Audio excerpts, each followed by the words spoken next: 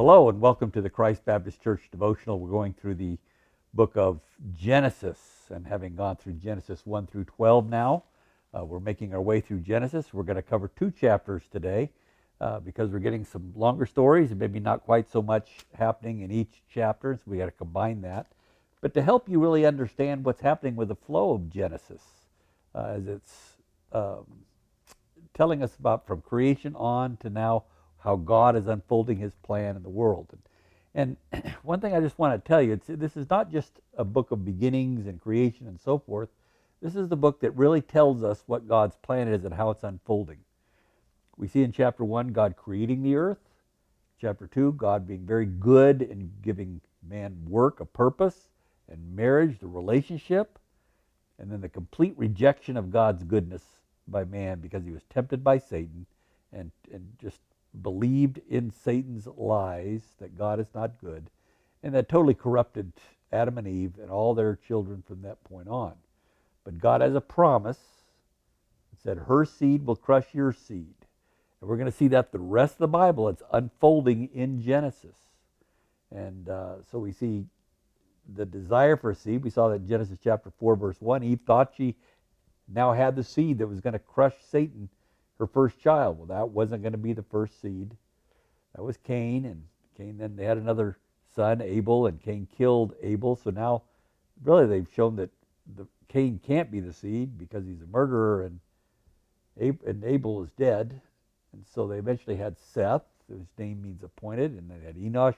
We saw that line through Genesis 5 of all these people who really carried the seed of ultimately Jesus Christ later on. But they were carrying the seed and God's plan of protecting the seed, even as we saw the demonic angels try to come in and corrupt the human race in Genesis 4. God was protecting the seed. He put it in a boat, protecting also from God's wrath as well. And so the seed came out through Noah and then his sons. We see it's coming now through Shem, and all the way through now to Terah, which is Abram's father, and Abram. And that's where the seed is, and God called him. He didn't know it. He had no idea that he was carrying that. But this is God's plan, that he is protecting the seed throughout, and we track where the seed is and what's going on with it. Well, we're going to see now about 2 men, Abram and Lot. Those are 2 key players here of what's going on in chapters 13 and 14. And we're going to learn something a little bit about a strange person called Melchizedek. And he's got a little bit of a place in the story here in chapters 13 and 14. But now we know that Abram has left his father left his family, and after his father died, he left and went into the land of Canaan as God had commanded him, because he's going to bless him with all this land. We've learned about Canaan, but there's something about a man named Lot who is Abram's nephew. We learned about that yesterday. He's Abram's nephew. And we see in Peter writing in 2 Peter chapter 2, he's telling us about about Lot's life. And we're going to learn about Lot when we get to Genesis 19. But the New Testament tells us about Lot. We wonder about whether he is actually truly a child of God or not. But we see right here is he talks about the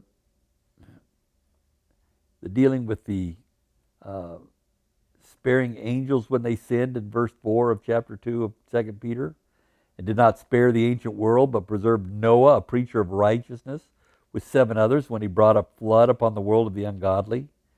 Verse 6, and if he condemned the cities of Sodom and Gomorrah to destruction by reducing them to ashes, having made them an example to those who would live ungodly lives thereafter, and here it is right here, and if he rescued righteous Lot, oppressed by the sensual conduct of unprincipled men, for by what he saw and heard, that righteous man, while living among them, felt his righteous soul tormented day after day by their lawless deeds. Then the Lord knows how to rescue the godly from temptation, to keep the unrighteous under punishment for the day of judgment. So, he calls Lot here, Peter calls Lot righteous Lot, oppressed by the sensual conduct of unprincipled men, and he lived among these men day after day, and his soul was basically tormented. His soul was just day after day, his conscience being burned because of what was going on around him as he was living in Sodom and Gomorrah. So, Lot's a righteous man, but he had a tough life because of choices that he made. We're going to see that, and we're going to see it continually here, not only here, but as we move on and get further into Genesis. Let's take on Genesis chapter 13. We'll see Abram and Lot, 13 and 14. So now what's happening is Abram, after his lie to Pharaoh, king of Egypt, and God put a heavy hand on Pharaoh so that she wouldn't touch Sarai. So Sarai and Abram leave Egypt, they're escorted out, and then get to chapter 13, verse 1. So Abram went up from Egypt to the Negev, he and his wife and all that belonged to him, and Lot with him. So it's Abram and Sarai and Lot. Notice verse 2. Abram was very rich in livestock and silver and gold. He got it from Pharaoh. He plundered the Egyptian. He plundered Pharaoh because God had Pharaoh give that to him when he first came. And so now Abraham is very rich in livestock, and he goes on his journeys from the Negev as far as the Bethel, to the place where his tent had been at the beginning between Bethel and Ai. So we're getting some geography there. And he made it, verse 4, to the place of the altar which he had made there formerly. And there Abram called on the name of the Lord. So he has a kind of a common place here. It's a place where he first made it in Genesis chapter 12, where he actually made an altar right there. It says in verse 6 of chapter 12, as far as the site of Shechem to the oak of Moreh, the Lord appeared to Abram and said, to your descendants I'll give this land. So he built him an altar there. That's where he's at in chapter 13, verse 4. He's going there. And then verse 5 now says, it's introduced Lot. So Lot went with Abram, also had flocks and herds and tents.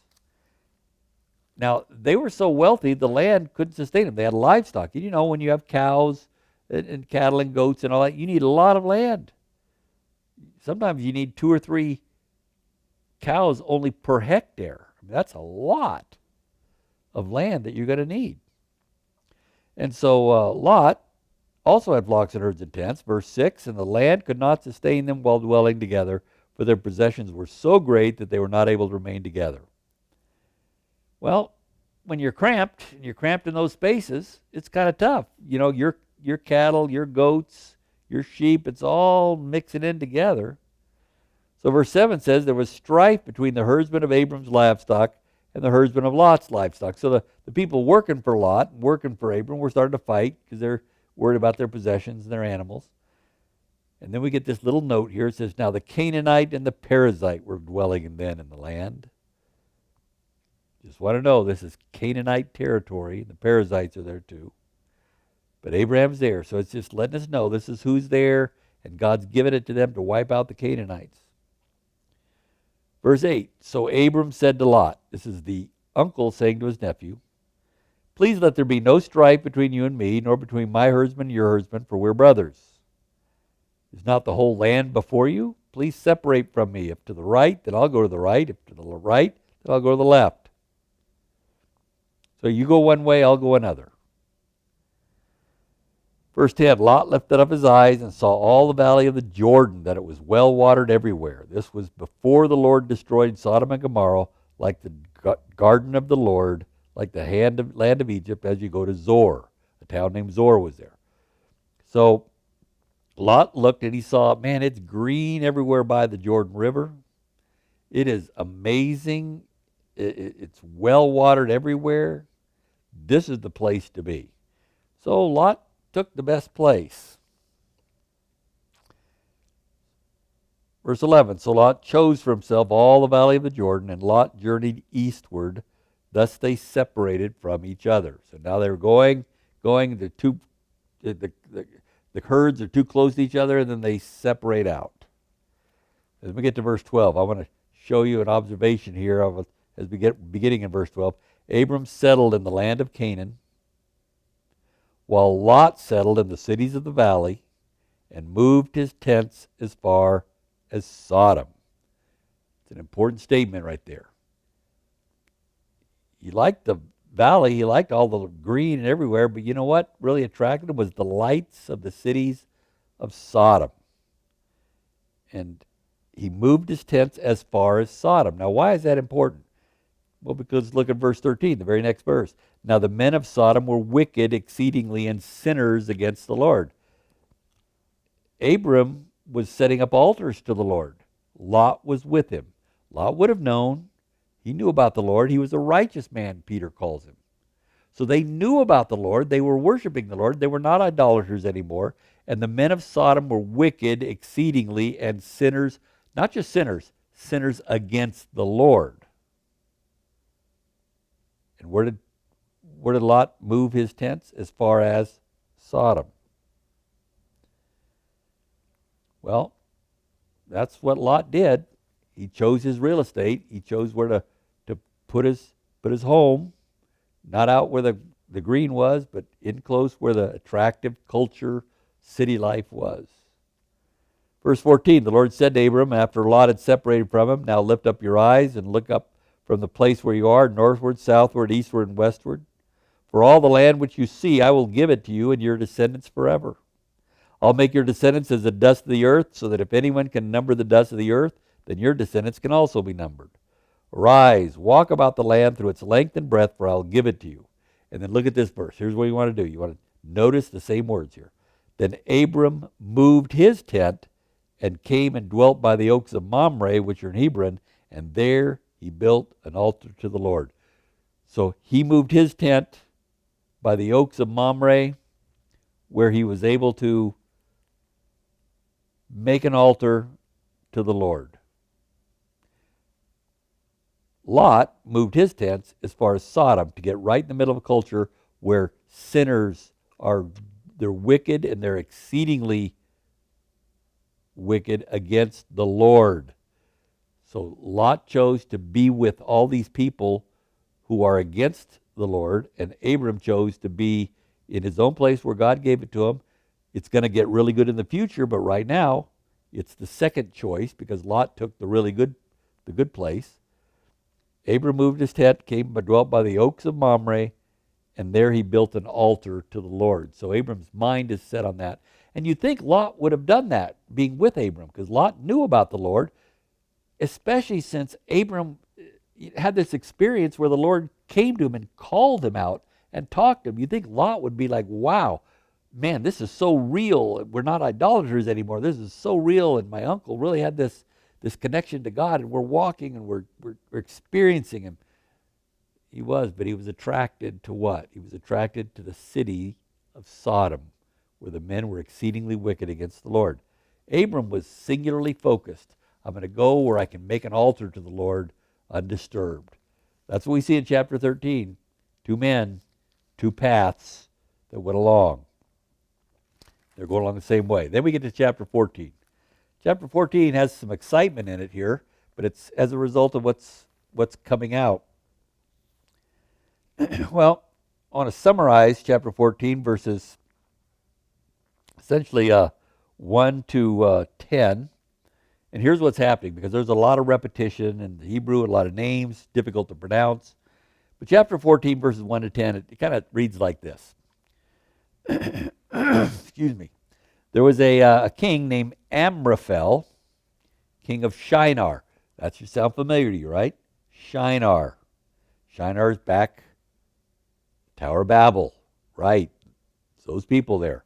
So it came about in the days of Amraphel, king of Shinar, Arioch, king of Elasar, Chedorlaomer, king of Elam, and Tidal, king of Goyim. There's 4 kings there. 4 of them. First one is named Amraphel, and he's king of Shinar, where we came out of in Genesis 11. And the king of these, the leader of these 4 kings is the one with the long name, Chedorlaomer. He's kind of in charge. And they made war, verse 2 tells us, with 5 kings. Bera, king of Sodom. Hey, that's where Lot's living, in Sodom. Well, Bera, king of Sodom. And with Bersha, king of Gomorrah. Shinab, king of Admah. And Shemeber, king of Zeboim. And the king of Bela, that is Zor. Hey, there's another city we heard for, Zor. And we know Gomorrah. Some familiar cities there that we know in that area. Well, there's 5 kings there. So these 4 kings had a war with the 5 kings. And they were real close to the Dead Sea, where the Dead Sea is now. It says all these came as allies to the valley of Siddim, that is the Salt Sea. So they came there. And verse 4 says they served Chedorlaomer, that's what I said, who's kind of in charge, for 12 years. But the 13th year they rebelled. So in the 13th year, these 5 kings broke off and they said, we're not doing this anymore. And they began to fight.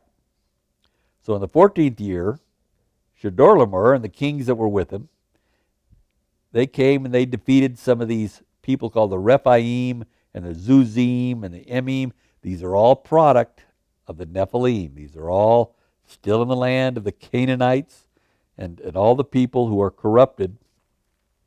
Well, there comes Chedorlaomer and his kings, and they found them to be, people that they didn't like, and so they defeated them.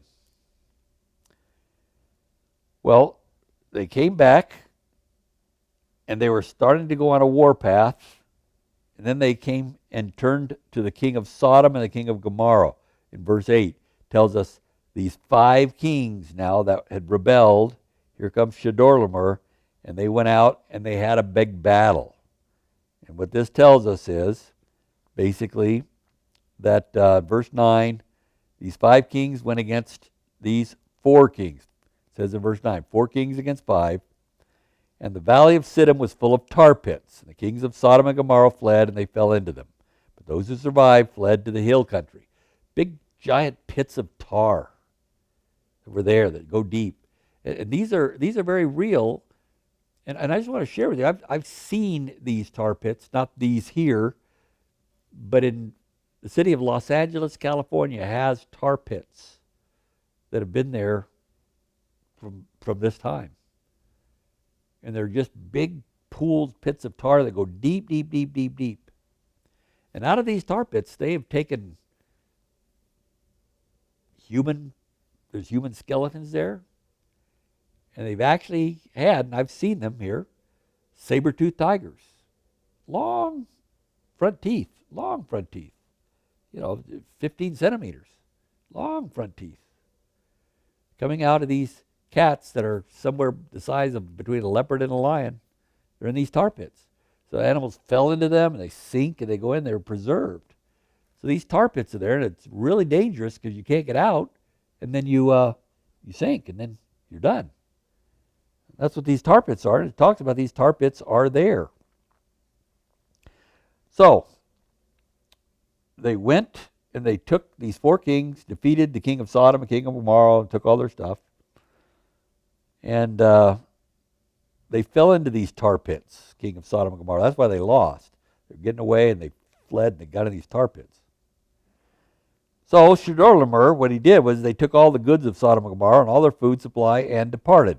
But they also took Lot, Abram's nephew, and his possessions and departed. Now, why did they take him? Why did they take Lot? It says so right there in verse 12. For he was living in Sodom. You get that?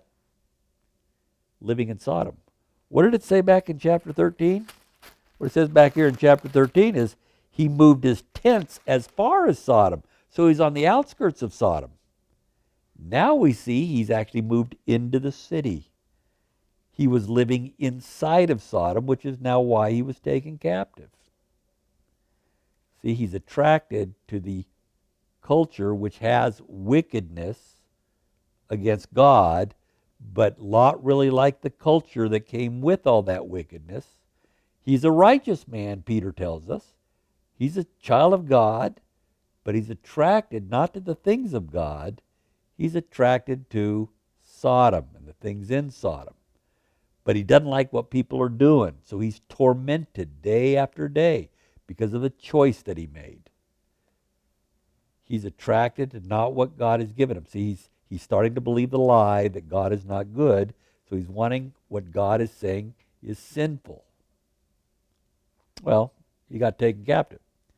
Well, some action takes place here in verse 13. A fugitive comes and told Abram the Hebrew. Hey, look at there. The first time we see the word Hebrew right there in Scriptures.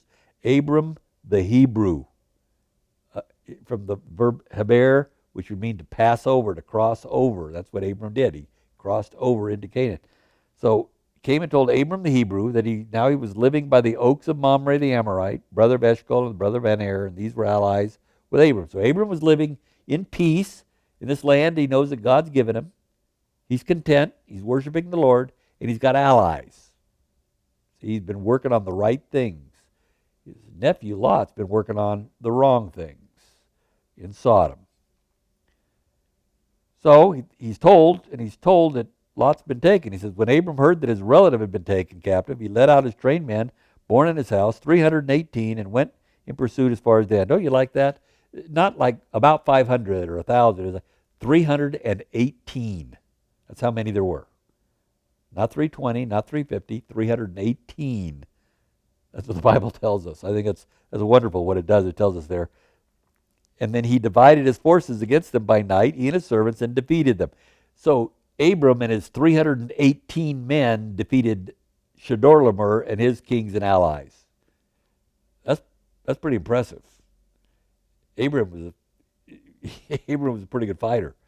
He came and took them, and he pursued them as far as Hobah, which is north of Damascus. That's way in the depths of Syria. That's where he was. And he brought back all the goods, and also brought back his relative Lot with his possessions, and also the women and the people. So here's Abram the rescuer now.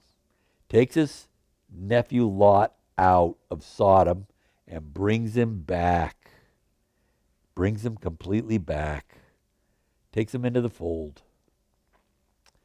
Well, verse 17, then after his return from the defeat of Chedorlaomer, and the kings were with him, the king of Sodom went out to meet him in the valley of Shaveh, that is the king's valley. So here comes the king of Sodom to pay his respects and say, wow, this is amazing. And then all of a sudden we get this interesting character right here, verse 18. And Melchizedek, king of Salem, he's a king. Melchizedek, he's a king. His name means king of righteousness, and he's king of Salem. Salem means peace, and king of peace. Well, he brought out bread and wine. He was a priest of God Most High, a priest mediating between God and men of God Most High, El Elyon. And he blessed him. He blessed Abram and said, blessed be Abram of God Most High, possessor of heaven and earth, and blessed be God Most High, who's delivered your enemies into your hand. This is Melchizedek comes and he blesses Abram. He's a priest and he's blessing him. He's not one of the 5 kings and he's not one of the 4 kings. He's a completely different king, comes in and does this. And then he's gone. Who in the world is Melchizedek? Well, what we see in Hebrews chapter 7 tells us that this is where Jesus is talked about in chapter 5 of Hebrews, chapter 6, and then it described a lot in detail in chapter 7, that Jesus Christ is a priest according to the order of Melchizedek. Psalm 110 tells us this. He's a priest according to the order of Melchizedek. What is the order of Melchizedek? It's not like the Levites. The order of Melchizedek means nobody knows where this guy, where he came from. Nobody knows his parents because it's not recorded in Scripture. He doesn't have a genealogy. And he was priest of God Most High. Jesus is just like that. They didn't know where he came from because he didn't have an earthly father.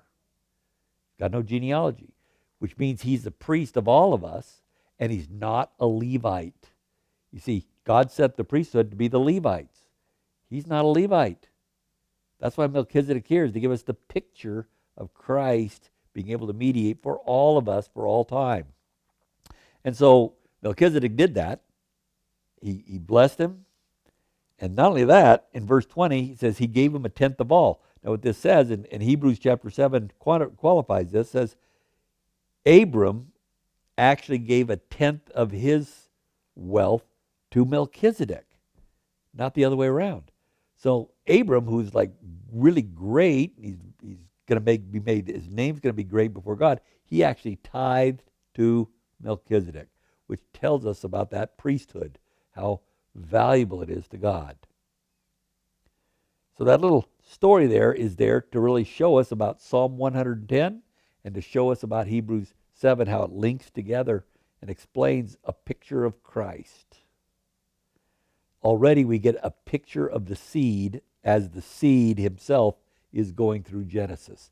And that picture of the seed is Melchizedek, priest of God Most High. Well, in verse 21, the king of Sodom then says to Abram, give the people to me and take the goods to yourself. Just give me my people, including your nephew Lot, but you can take everything else. Listen to what Abram says. Abram said to the king of Sodom, I've sworn to the Lord God Most High, possessor of heaven and earth, that I will not take a thread or a sandal thong of anything that is yours, for fear you would say, I've made Abram rich. I'll take nothing except with the young men of Eden, and the share of the man who went with me, and Er, Eshcol, and Mamre, let them take their share. I will take nothing from you, king of Sodom.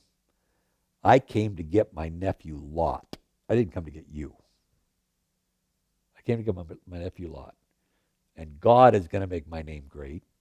God is going to bless me, not you. That's what Abraham has. He's single-minded, single-focused on God's promise, and he really wants to hold on to God's promise and doesn't want to think that he'll pick up all kinds of other treasure along the way that might take him away from God's promise. He wants God's promise. That's it. He's not going to be distracted. And he took his nephew Lot and rescued him. But we're going to see what happened after that rescue. But one thing you can see, two men, two choices.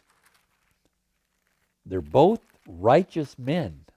2 Peter calls Lot righteous. But what did Lot do? He was moving toward Sodom. And then we find he's living in Sodom. Abram had to go rescue him and then take him out. Meanwhile, Abram is focused on worshiping God because he was focused there and not being with the people who were wicked. And then he was actually used to rescue Lot, who was in trouble. Because his king went to war with this guy Chedorlaomer, who was actually the king of Shinar, which is where the Tower of Babel was. And so with that, Abram still held to his integrity, even though he made a bit of a mistake, made a bit of a sin and wrong thinking in Genesis chapter 13, or excuse me, Genesis chapter 12 with Pharaoh.